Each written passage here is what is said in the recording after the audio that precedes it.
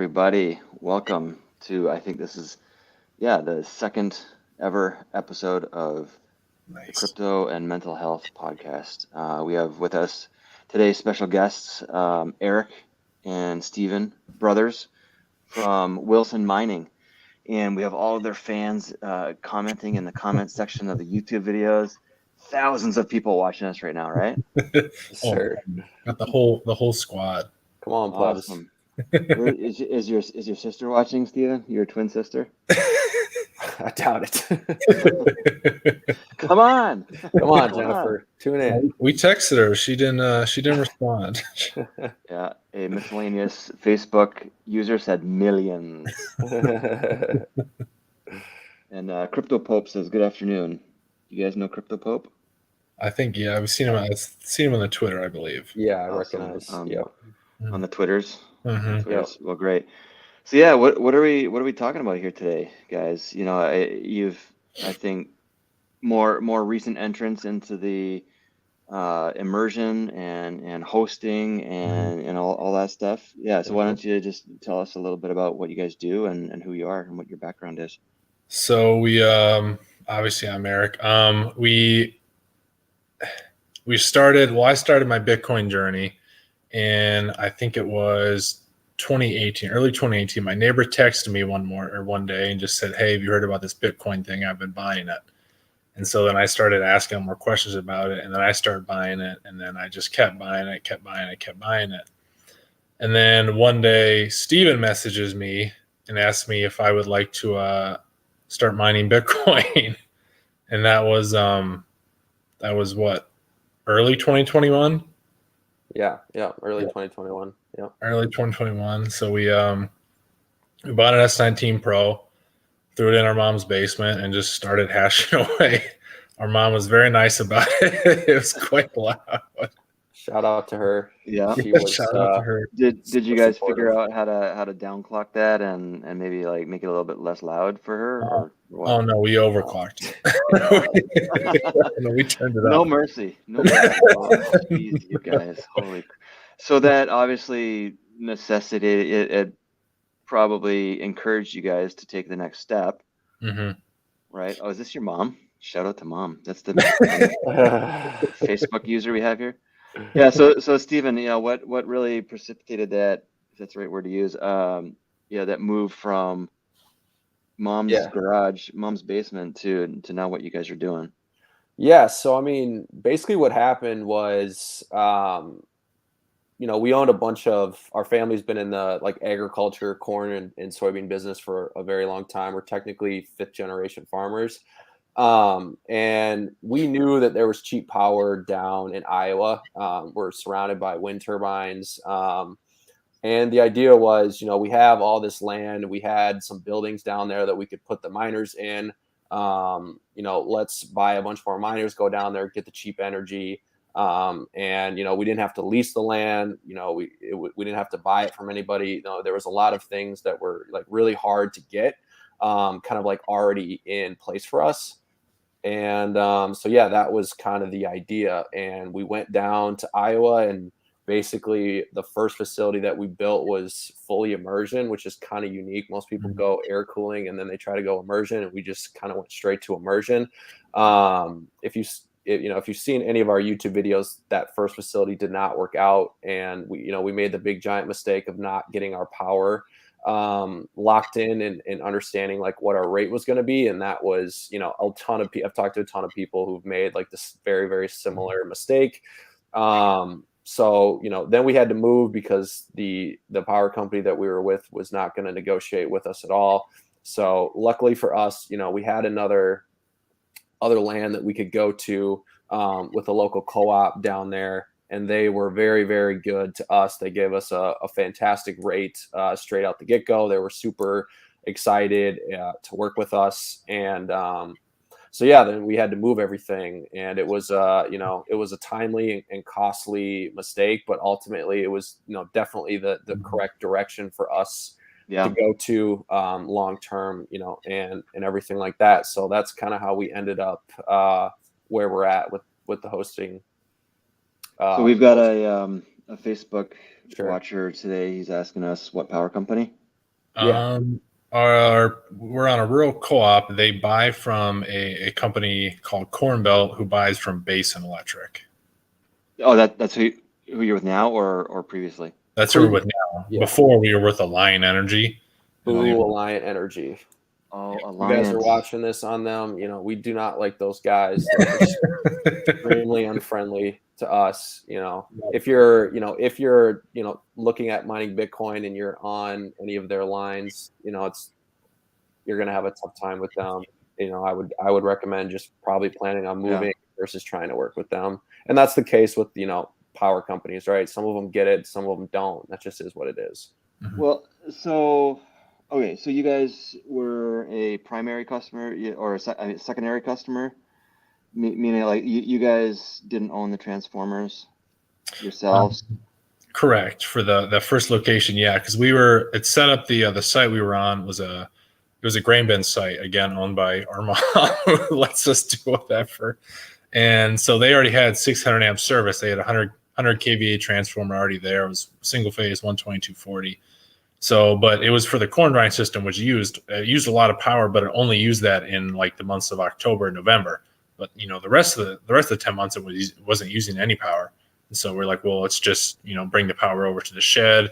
And, get it wasn't that expensive, so we didn't have any capex really up front, which was pretty convenient. But ultimately, the rate was not. It was like 18 cents all in. It was really bad.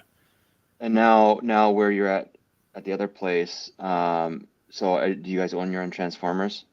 Yeah, we take it at primary voltage. I think it's 12470Y, and then we bring it down to 415240. But we had to purchase that. Yeah, we got some other people that are a little bit upset about Alliant as well. Oh no, they got a reputation. How do you spell Alliant? Is it Fliant? I think you meant to say a bad word. Oh, okay. Yeah. So I mean, I don't know. I have to ask because this is the crypto and mental health podcast. How did that make you feel? Like crypto winter is bad enough, but I mean, it was. I mean, it was tough. I mean, we were basically, we basically gave ourselves 24 hours to kind of sulk. But I mean, we had purchased, at that point we had purchased 24 miners. Mm-hmm. And, it's like, that was not a small amount of money to us. And it was like, look, we got to figure out how to make this work. Like we can't sit on these. We bought XPs, and we bought some a bunch of J Pros. And it was like, look, we got to figure out where to put these things. Mm-hmm. Like, we're not just going to be able to sit on them. And I mean, it didn't help that, basically by the whole time that we're, moving over, the whole FTX situation is happening. And, the economics of mining are the worst they've ever been in history. And I mean, I guess like, the advice you would give is like, basically having a partner, right? So anytime that I was feeling, unsure, unconfident, or just down about things, at least I had Eric there to kind of back me. And, likewise, when Eric was feeling stressed about things, like, this is tough. We're running into issues here, there, it's just like having somebody that, you're not just like by yourself makes a huge difference. Oh, for sure. Yeah.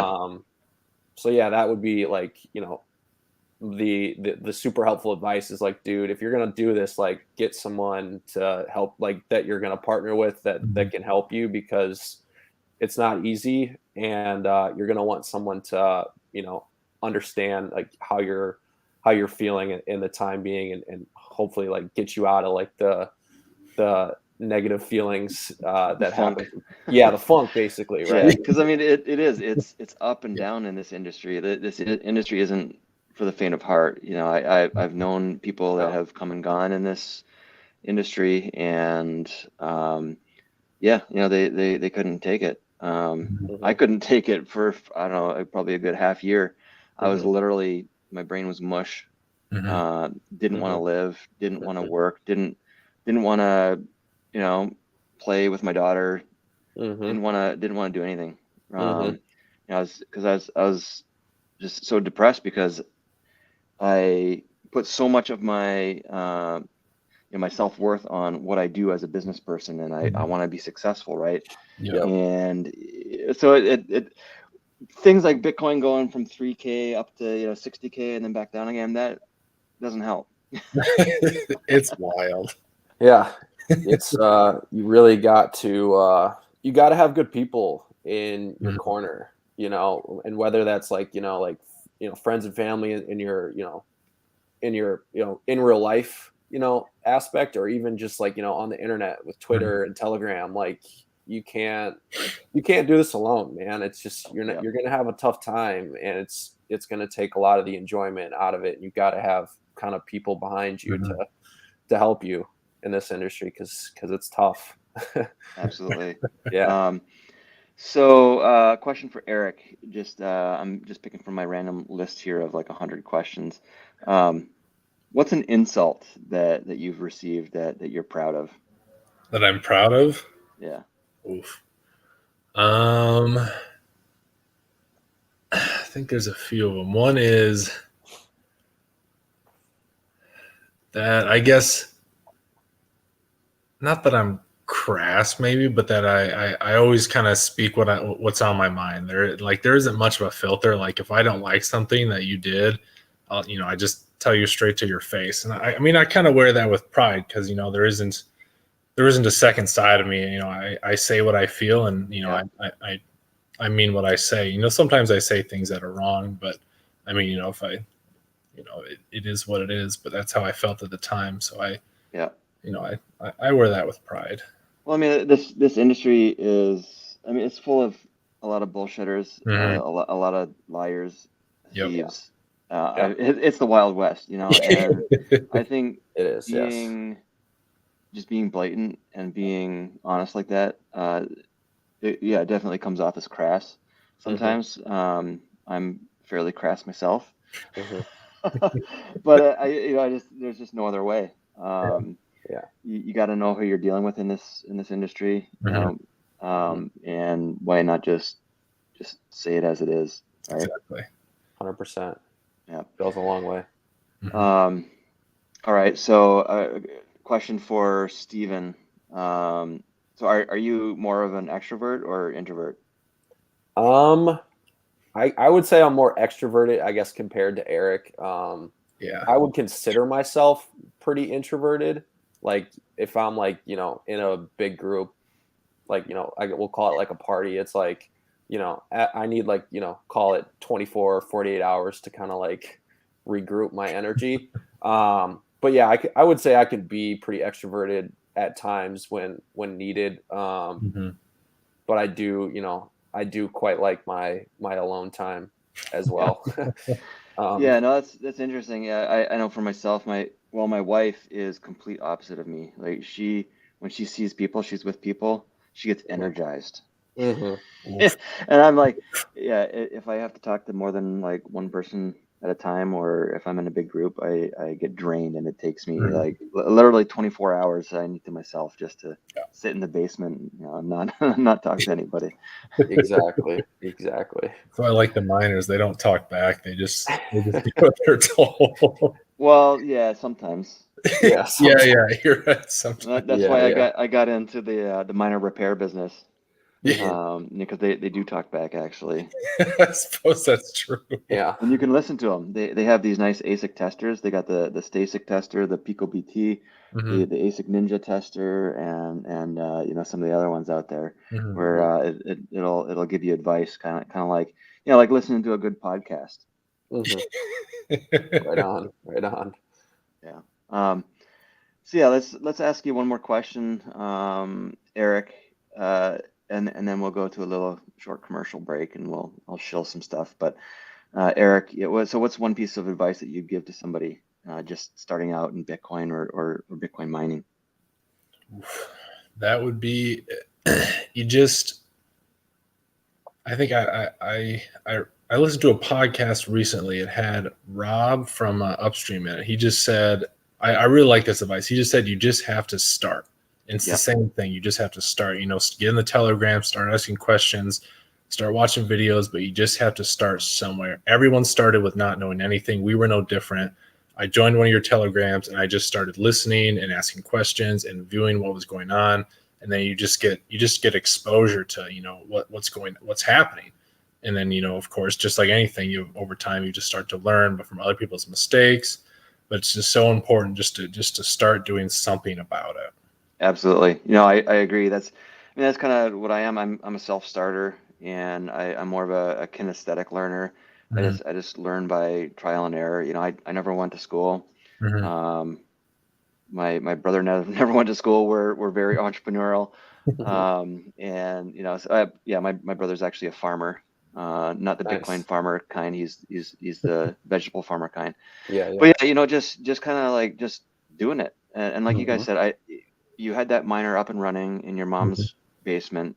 That probably gave you a lot of motivation to like be like, okay, first of all, we need more of these. Yep. Right. Second of all, we can't do this at residential power rates. And third of all, Exactly. we can't do this. We need to do it in a place where we can make a little bit of noise and or heat, right? Yeah. So you just do it. Right. And so I said basically, yeah, the biggest motivation to building out your farm is just by putting up as many miners as you can wherever you can, and you will very quickly find a way to find more power or cheaper power or a better way to do it by just doing it right. Yeah. So we have a question from a Facebook user. He says, how many units do you guys currently have running? I think we are at 110. We still have some other customer miners that haven't arrived yet, but right now we have 110 hash, and we were curtailed this morning, but I literally turned them on like 20 minutes ago. I saw that. We were just about to go live, and you're like, oh, hold on, I just got to notice that the power rate's back down to normal. Let me go turn them back on quick. Hopefully you don't have to go turn them back off. No, how many times in one day or in 1 week would you have to turn them off because of curtailment?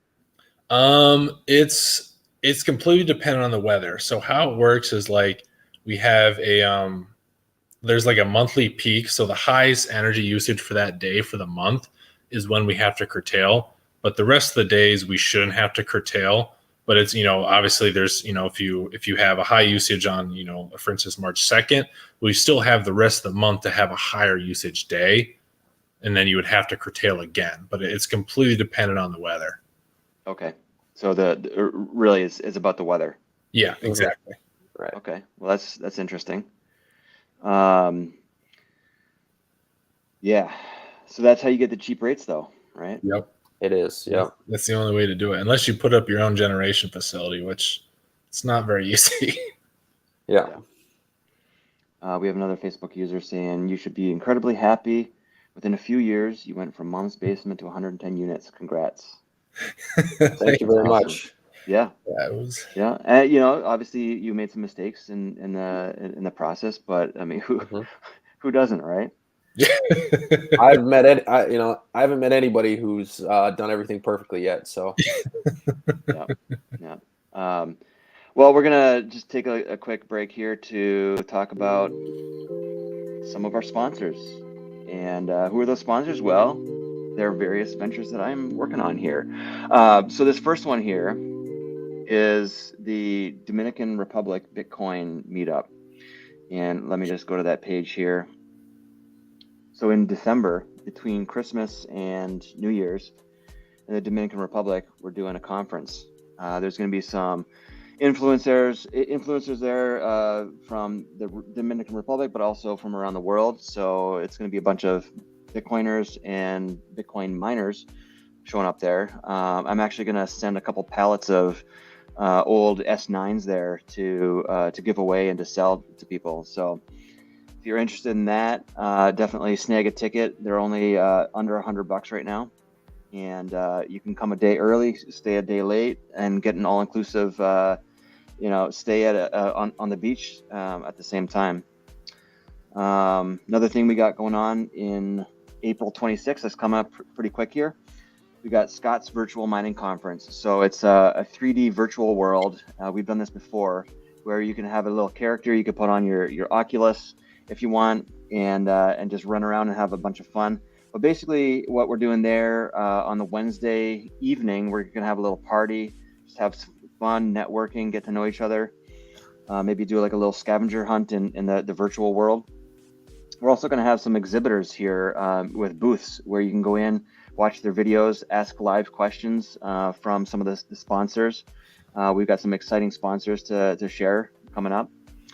And then on the second day, yeah, so we have the expo hall and a virtual conference where we're going to have some speakers talking about some great topics. And then also April 24th in Wisconsin, we have an advanced level 2 minor repair training. So you can go to 2.tools/advanced. And that is if you already have a Bitmain certification, or if you've already come to our level 1 training, you can brush up on your skills and learn some more advanced things. So on the agenda there, we're going to teach you how to use a hot plate for reworking hash boards, how to use an oscilloscope, and they're really getting into some nitty gritty, very detailed ways on how to fix PCBs and doing traces. So that's some really great stuff. So if you have broken miners, or if you maybe even want to start your own repair shop, these are definitely some recommended events that you can come to. At the same time, that exact same week, on the week of April 24th to the 28th, we're going to have a level 1 going on at the same time. So yeah, that's a little bit about what we're doing. Let's get back to this regularly planned event here. Okay, so Eric, Steve, thanks for putting up with that little promo there. I love it. Yeah, Looks fun. And let's see if we have some more comments from the peanut gallery here. We got Crypto Pope asks, does that mean you shut down the entire container? So he's talking about the curtailment here. So yeah, why don't you tell us a little bit more about that? So when we curtail, so it kind of depends on how your setup is. So we don't have smart PDUs. So we do a very low tech solution.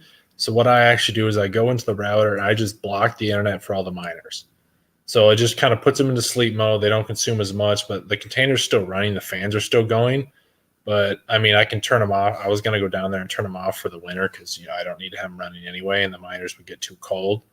But no, so the whole container is not off. I just block internet to the miners. Everything's still powered, and then I just unblock the internet, and the miners come back online, and we're back up and hashing, no problem. How do you feel the difference is between doing that and versus maybe doing a bulk sleep? Putting them in sleep mode. Is there any difference, would you say, or have you tried that yet? I have not tried it. So we just got up and running a few days ago, so I haven't set up Foreman, or I was trying to try Lincoin Agent, but no, we haven't got them set up yet. But it would definitely be a lot easier to do that because now I have to go on the route. I have to click 110 different little selection boxes that block the internet, but so it's a lot easier to use. So what about the option of just like literally unplugging your router? I mean that works, but I'd have to drive 2 hours down there to do it. Oh, okay. Yeah, that's well, you could buy one of those little 110 volt Wi-Fi switches, right? And just put that on your modem or your router. Yeah, but then if I unplug the router, then I can't turn it back on. Yeah, that's the problem. But I mean, everything should restart automatically once they sense the internet again, right? Well, yeah, but I can't turn the router back on because it doesn't have Wi-Fi. Okay. Yeah. Okay. All right. Little tips and tricks here. Yeah. So Crypto Pope was saying maybe a smart switch. So I've got these 240 volt smart switches myself. It can maybe power 30 amps at a time on 240 volt. And just with an app on my phone, I can just say, okay, turn that PDU off, turn that PDU on. So you don't actually need a full out smart PDU that way. That you can just use maybe like a different cheaper appliance instead of spending like $900 or $1,500 on a smart PDU. You can just do like a couple $100 solution. But yeah, it sounds like the most ideal thing for you guys right now is just going and pressing the button on the thing, or like you said, get Foreman working and just put them in sleep mode, right? Yeah, it would be a lot easier that way. Yeah. I just, I worked in the automotive industry for 7 years. And so I always found it, just, it's never, try not to overcomplicate things. If you got something that works and it works well, just stick with it, and just, as unsexy as it might be to click 100 times on a router, it works perfectly every time. It's cheap. Yeah, It does the job. Yeah. Yeah. So earlier you guys were saying, I mean, there's been other hosting companies that have tried to do this, make a retail play. It sounds like you guys have a few smaller customers yourself, right? Not just like one massive customer. Mhm. Yeah. Yep. So yeah, there's been a lot of ups and downs in this industry, and some other hosting companies who have specifically targeted retail like that. It's Mhm. not gone well for them. Yeah. Yeah. Because typically customers like that are people who have almost invested everything they had buying S19s at $10,000 Mhm. a Yeah. pop, and Right. this is like almost their life savings sometimes. Mm-hmm. And so yeah, they're literally watching their pool every single day. They have alerts, Mm-hmm. SMS, emails every time a miner goes down. Mm-hmm. They're on it. So how do you deal with that? Does that suck, or are you guys pretty good at handling that so far? I mean, it's really just about like having like the right expectation Mhm. with people. And kind of the thing is like, you see like a lot of these hosting companies that have like themselves in trouble, and like, have gotten a ton of like bad negative reviews and stuff online. And, basically it all boils down to them basically lying about like what's going on with their situation. Like, just like, a super like human principle, like people are super understanding when you tell them the truth about what's going on, Yep. and they're not understanding when you lie to them and they find out about it. Like, Yeah, it's like, even if you have an ironclad contract that puts them in the best position, like yeah, they could execute on that and say, hey, you messed up, you owe me X amount of dollars or a yeah, refund or whatever. But right. sometimes they won't even ask for that if you just are forthright and you're Mhm. communicative and you stay in touch. And yeah, instead Yeah, I of mean, over promising and under delivering, you just Mhm. be it's transparent, right? it's amazing what, if you just tell people what's going on, like, one of the problems that we ran into with one of our delays was, we had to pass an inspection and we didn't pass our first time, and that was, we very easily could have, ventured farther away from the truth of like what actually happened, but we didn't. And because we didn't, we just, told the truth right away. Like, people were understanding, Mhm. and everybody stayed with us. And then sure enough, we passed the second time. Boom, we're up and running. Everyone's happy. No one even is going to remember that we, didn't Yeah, make the first inspection, Mhm. right? yeah, And so it's all about just, you know doing business the correct way. Like, Mhm. it's not terribly difficult or anything like that. Like, just do things the yeah. right No, I way. think Like, it's not that hard. when people are trying to, their pride gets the best of them and they want to put on a good show, they want to make it look like they have it all together. Mhm. But I think I really prefer doing it the opposite, just like being Mhm. truthful and saying, hey, shit happens, I'm Yeah. sorry, it sucks, we didn't meet our goal, whatever. Yeah, There's all sorts of different things you can say. I Mhm. think that kind of we've taken the same exact approach, and I think that kind of has added to like a lot of the charm of why people like us. Where it's like, we send people, here's our warehouse, and it's our mom's basement, like, and the joke is hilarious. Like, there's not this big professional, warehouse, like, it is like, this is, it's our mom's basement, like, and people appreciate just like, basically, this is who we are and this is what we can do, and we're not going to pretend to be like something that we're not, basically. Yep. um and you'd be surprised how far that goes with people. Mhm. We got maybe like a little subtle shilling here, but I don't know. Hash Branch is not they're not a hosting company, but yeah, the Hash Mhm. Branch, I seen them pop up recently.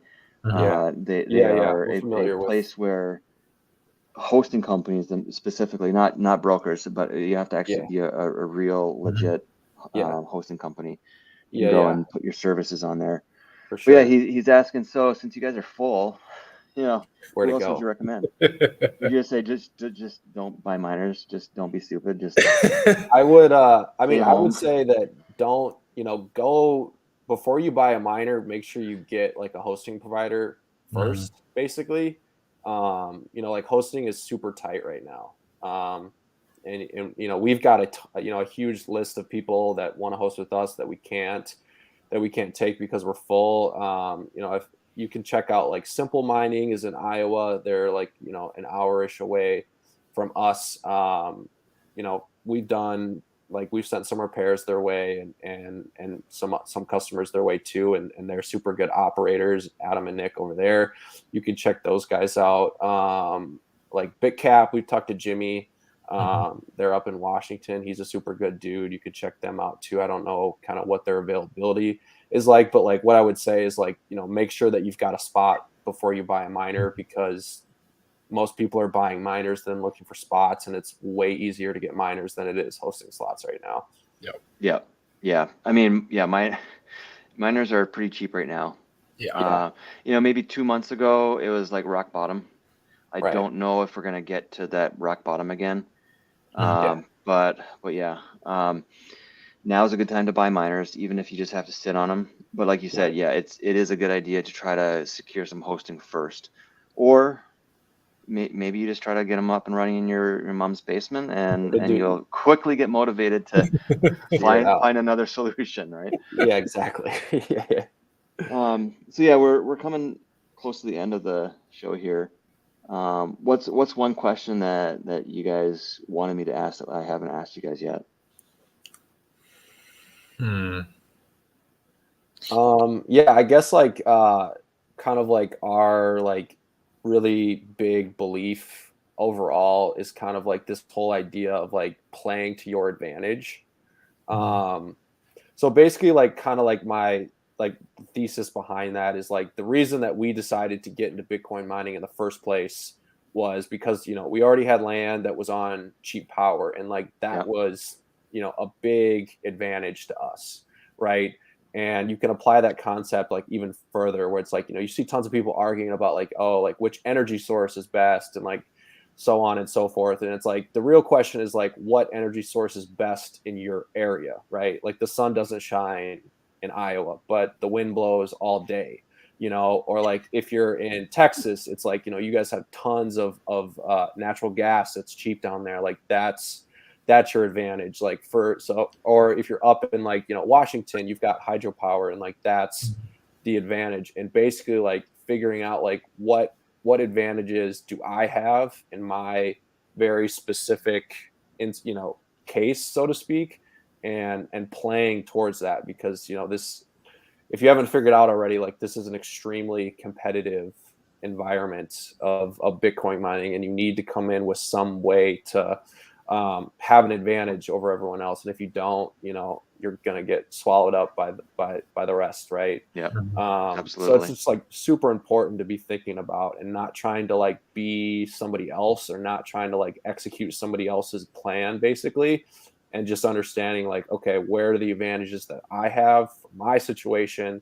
How do I make that work? And if you don't have any, then you probably shouldn't be trying to play in this space, because again, it's competitive.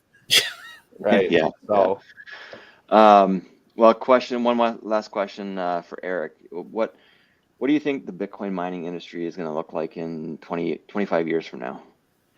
Ooh, so we have a big plan on what we're going to look like. So I can only assume that others are thinking something similar. So what I think, or what we think, is that Bitcoin miners are eventually going to have to start producing their own power. And so, like Steven said, our advantage is wind power. So we want to throw up our own wind turbines. But we do think that, to stay competitive, you're going to have to generate your own power, because, I mean, other people are going to start doing it. And the second other people start doing it, then you get priced out, because, again, they own the power generation. They don't have to pay for transmission costs. Someone else doesn't have to, get their cut. Like you own it all. And so we think it's going to be a bunch of miners that are vertically integrated with their own power, with their own, and they don't have to curtail. They can control it. But we think that's where it's going to end up being like. Yeah, for sure. Okay. One more question. Steven, I got to ask this question. I think I'm going to try to ask this question every week. But if somebody gave you 500 Bitcoin tomorrow, what would you spend it on? 500 Bitcoin tomorrow, what would I spend it on? That's a lot. I would, probably take I would probably take a portion of it and just hodl cold storage it. But then, yeah, I would spend the rest of it on just like energy infrastructure. Um, and kind of like that's been like, in our opinion, the hardest, most valuable part of kind of the whole mining play. Like it's super easy to get ASICs right now. So I would spend, transformers, containers, basically all of that, the infrastructure that goes into it. That's kind of where I would put that money, and then I would mine a bunch of Bitcoins over, the next 10, 15, 20 years, and see you guys. Just keep on making more. Yeah, buddy. Exactly, and Awesome. grow the business, right? Yeah. Well, hey guys, we're at the end. Really appreciate your time, and I'd love to maybe have you guys on again in maybe even later this year to see the progress. Maybe they'll have a second container, third container, 10 containers. Yeah. But yeah, it was awesome having you. Thank you for inviting us. Thank This was you. awesome. All right. Appreciate Take it. care. Thanks. Thanks. This episode is brought to you by Scott's Crypto Mining.